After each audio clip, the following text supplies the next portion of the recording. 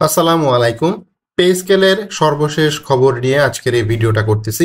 তো শেষ দিন পে স্কেলের সঙ্গে বসেছে যেসব সংগঠন, অর্থাৎ শেষ দিন বলতে সংগঠনের সাথে মতামত নেওয়ার শেষ দিন ছিল আজকে। আজকে 29 অক্টোবর, শেষ দিনে পে কমিশন যে সকল সংগঠনের সাথে বসেছে এবং তাদের মতামত নিয়েছে। তো আজকে যেটা হয়েছে, আগামীকাল বৃহস্পতিবার 30 অক্টোবর শেষবারের মতো বৈঠকে বসতে যাচ্ছে জাতীয় বেতন পে কমিশন। তো আজকে তো বৈঠক হয়েছে এবং আগামীকালও আরেকটা দিন তারা বর্ধিত করেছে, যে আগামীকাল তারা শেষ দিন একটা ফাইনাল বৈঠক করবে। এদিন বাংলাদেশ সচিবালয় পুরাতন ভবনের সম্মেলন কক্ষে চাকরিজীবীদের সাথে 18টি সংগঠনের প্রতিনিধির সাথে এই সভা অনুষ্ঠিত হবে। অতিরিক্ত সচিব সহ জাতীয় বেতন কমিশনের সদস্য সচিব ফরহাদ সিদ্দিক স্বাক্ষরিত এই নোটিশ তথ্য পাওয়া গেছে। তথ্য অনুযায়ী সকাল 10:30 থেকে 3 গ্রুপে বৈঠক শুরু হবে। একটি গ্রুপে বাংলাদেশ বিশ্ববিদ্যালয় পরিষদ, বাংলাদেশ প্রকৌশল বিশ্ববিদ্যালয়, বাংলাদেশ কৃষি বিশ্ববিদ্যালয়, চট্টগ্রাম বিশ্ববিদ্যালয় শিক্ষক সমিতি, BCS, public workers engineers association ও স্থাপত্য অধিদপ্তরের সঙ্গে বৈঠক হবে। 10:30টায় শুরু হওয়া ওই বৈঠক আধা ঘন্টা থেকে চলবে, আধা ঘন্টা করে বেলা 1টা পর্যন্ত চলবে। তো আরেকটি গ্রুপে বাংলাদেশ সিভিল সার্ভিস কৃষি অ্যাসোসিয়েশনের সঙ্গে বৈঠক শুরু হবে 10:30টায়। এরপর পানি ও বিদ্যুৎ প্রকৌশল সমিতি, ডিপ্লোমা প্রকৌশল সমিতি, বৈষম্য বিরোধী জাতীয় মেডিকেল টেকনোলজিস্ট ও ফার্মাসিস্ট পরিষদ, উপজেলা পরিষদ স্বাদ মুদ্রারক্ষী cum computer operator association of Bangladesh, Bangladesh settlement diploma প্রকৌশলী service association, Bangladesh management surveyor অ্যাসোসিয়েশনের সঙ্গে বৈঠক অনুষ্ঠিত হবে। বেলা 1টায় বৈঠক শেষ হবে। আর গ্রুপের ইউজিসি অফিসার্স অ্যাসোসিয়েশন, বাংলাদেশ সচিবালয় কর্মকর্তা কর্মচারী সংযুক্ত পরিষদ, বাংলাদেশ আন্তঃবিশ্ববিদ্যালয় কর্মচারী ফেডারেশন, বাংলাদেশ সরকারি কর্মচারী কল্যাণ সমিতি পরিষদ, Bangladesh bank officers welfare council, আন্তঃমন্ত্রণালয় কর্মচারী অ্যাসোসিয়েশন, এমপিওভুক্ত শিক্ষা জাতীয়করণ প্রত্যাশী জ্যোতির সঙ্গেও বৈঠক হবে। এবং এই বৈঠক চলবে বেলা 3টা পর্যন্ত, অর্থাৎ সারাটা দিনই কালকে ধাপে ধাপে বিভিন্ন গ্রুপে সর্বশেষ বৈঠক অনুষ্ঠিত হবে। এবং এই বৈঠকের পরপরই মূলত যেটা হবে, জাতীয় পে কমিশন তাদের এই যে সকলের কাছ থেকে যে মতামত নিল, সেই মতামত নিয়ে নভেম্বরের ভেতরে সরকারের নিকট একটা চূড়ান্ত যে রিপোর্ট সেটা দাখিল করবে এবং আশা করা যাচ্ছে ডিসেম্বরে একটা গেজেট প্রকাশিত হতে পারে নবম পে স্কেলের। তো আরো কিছু আপডেট আছে নবম পে স্কেলের বিষয়। তো গ্রেড কমানোর বিষয় নিয়ে একমত হয়েছে কমিশন। কমিশন এ বিষয়ে অনেকটা একমত হয়েছে যে গ্রেডটা 20টা গ্রেড আছে, সেই 20টা গ্রেডকে কমানো যেতে পারে। তো এখানে এখন পর্যন্ত যতগুলো প্রস্তাব এসেছে এগুলোর মধ্যে প্রায় সবটিতে গ্রেড কমিয়ে 10 থেকে 12টি করার দাবি এসেছে। বিষয়টি নিয়ে আলোচনা করছে কমিশনের সদস্যরাও। সবাই একমত হলে সিদ্ধান্ত চূড়ান্ত হবে। কমিশনের একাধিক সদস্যের সাথে কথা বলে জানা গেছে, তারা বলেন যে প্রেক্ষাপটে কমিশন গঠন করা হয়েছে তা অন্যতম উদ্দেশ্য হলো বৈষম্য কমিয়ে আনা।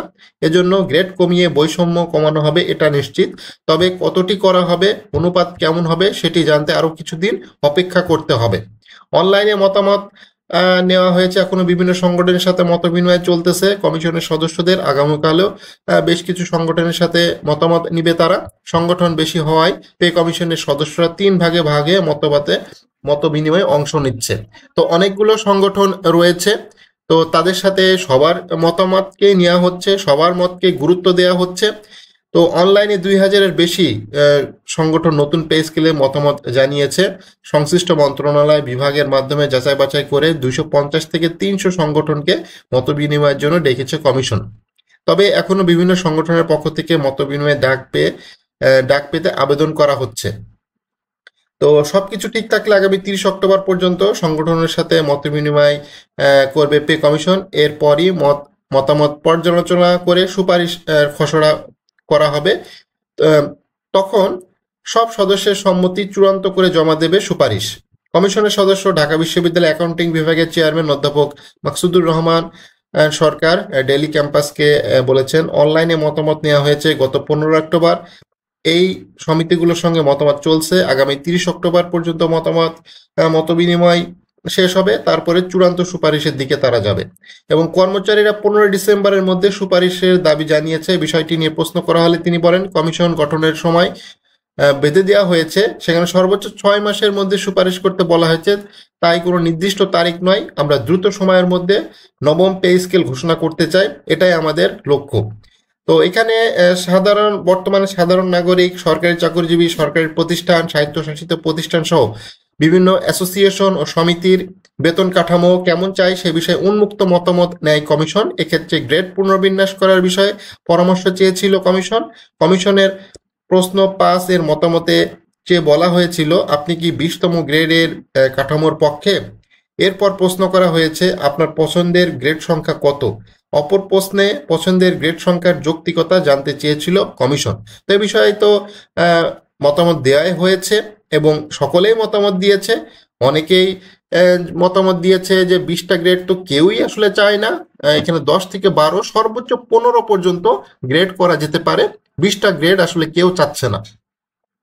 তো এটা খুবই গুরুত্বপূর্ণ যে 20টা গ্রেড আসলে কেউই চাচ্ছে না, 1:5 অনুপাত চাচ্ছে, 1:4 অনুপাত চাচ্ছে। তো এইভাবে বেতনটা নির্ধারণ করার খুবই গুরুত্বপূর্ণ রয়েছে। এবং আরেকটি আপডেট আছে বেতন স্কেল নিয়ে, সেটা হচ্ছে সরকারি চাকরিজীবীদের ঈদের যে বোনাস সেটা দ্বিগুণ করার প্রস্তাব এসেছে।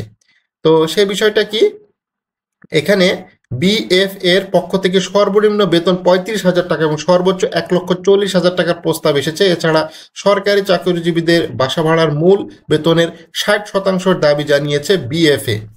এটি সব গ্রেডের চাকরিজীবীদের ক্ষেত্রেই প্রস্তাব দেওয়া হয়েছে। লিখিত প্রস্তাবে বলা হয়, অর্থ মন্ত্রণালয়ের সিদ্ধান্ত অনুযায়ী বন অধিদপ্তরে নিয়োজিত ডিপ্লোমা ইন ফরেস্ট শিক্ষাগত যোগ্যতা সম্পন্ন সাব ফরেস্ট বেতন গ্রেড অন্যান্য ডিপ্লোমাধারীর ন্যায় 10ম গ্রেড ও 2য় শ্রেণী পদমর্যাদা। হাইকোর্টের সুপ্রিম কোর্টের নির্দেশনা, একটা রিট পিটিশন নাম্বার আপনারা দেখতে পারতেছেন, এটা রিট পিটিশন করা হয়েছিল হাইকোর্টে। সেই অনুযায়ী ফরেস্টারদের প্রাপ্য বেতন ও পদমর্যাদা দ্রুত বাস্তবায়ন করতে হবে। তো তারা শিক্ষা ভাতার ক্ষেত্রে 2 সন্তানের জন্য 2,000 টাকা এবং 1 সন্তানের জন্য 2,000 টাকা এবং 2 সন্তানের জন্য 4,000 টাকা দাবি করেছেন। চিকিৎসা ভাতা প্রতি মাসে 5,000 টাকা, টিফিন ভাতা প্রতি মাসে 3,000 টাকা, বৈশাখী ভাতা মূল বেতনের সমান প্রদানের কথা বলা হয়েছে এবং বার্ষিক ইনক্রিমেন্ট 10% করা এবং পেনশন 100% করার প্রস্তাব করা হয়েছে। বন অধিদপ্তরের মাঠ পর্যায়ে নিয়োজিত সকল কর্মকর্তার ঝুঁকি ভাতা মূল বেতনের 50% দাবি এখানে করা হয়েছে। তো এবং যে ঈদ উল ফিতর অর্থাৎ ঈদের যে বোনাস, সরকারি চাকরিজীবীদের যে ঈদের বোনাসটা দেওয়া হয় সেটা হচ্ছে মূল বেসিকের টাকাটা দেওয়া হয়, তো এটাকে দ্বিগুণ করার দাবি জানানো হয়েছে।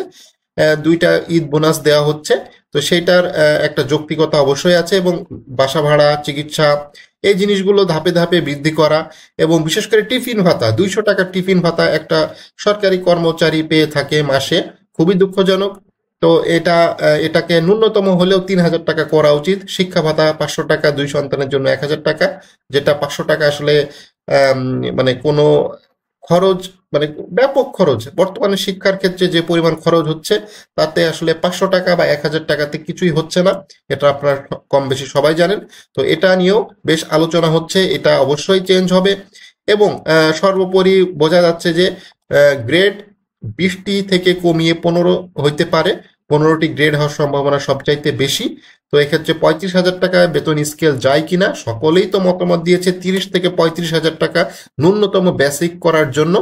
তো সরকার একটা প্ল্যান করতেছিল যে মাঝে যে বর্তমান যে বেতন স্কেল আছে সেটার যে 20তম গ্রেডে ডাবল করার জন্য, সেটা থেকে হয়তো সরকার বেরিয়ে আসতে পারে বা কমিশনও বেরিয়ে আসতে পারে।